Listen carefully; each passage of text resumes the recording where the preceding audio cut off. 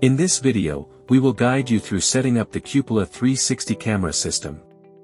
You'll need an i360 camera, a Windows PC, a PoE Plus injector, 2 Cat6 Ethernet cables, and a camera stand. First, unpack the i360 camera. The camera comes with a waterproof head and a 1/4 screw hole. Mount the i360 camera to the camera stand. The camera uses 13 watts of power and PoE Plus 4 power supply. Here we are using the PoE Plus injector with 33.25 watts, and you can also use a PoE Plus switch instead.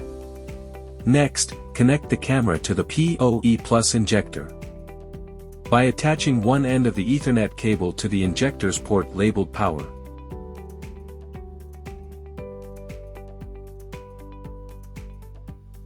And the other end to the camera's Ethernet port. Once connected, the LED light on the top of the camera will turn red, indicating activation. Now, let's configure the PC's Ethernet adapter. First, go to Settings and select Network and Internet. From there, click Advanced Network Settings and proceed to More Network Adapter Options. Right-click on the Ethernet adapter, select Properties, and then TCP/IPv4.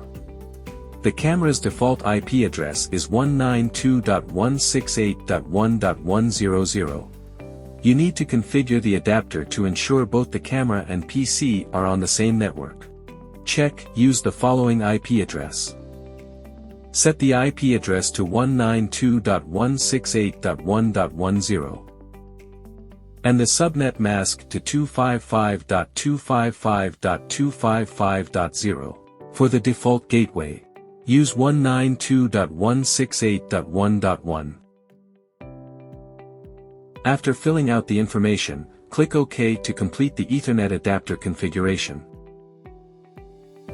Now that the PC Ethernet is configured, let's connect the PC to the PoE Plus injector.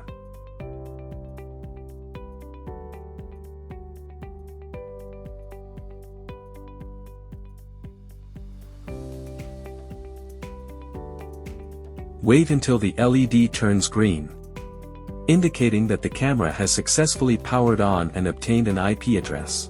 By default, the camera's IP address is 192.168.1.100. Let's check its accessibility by opening the command line and pinging the camera's default IP. Use the ping command and type ping 192.168.1.100. and confirm the successful response showing the camera's IP is reachable now. Now, we will use the OpenBox OSC tool to send commands to the camera. Open the tool package and run the nanny_OSC application. First, use the get info option to get the camera information. By doing so, you can test if the camera processes API requests correctly, as indicated by the successful responses. Next, use Start Streaming option to start camera streaming.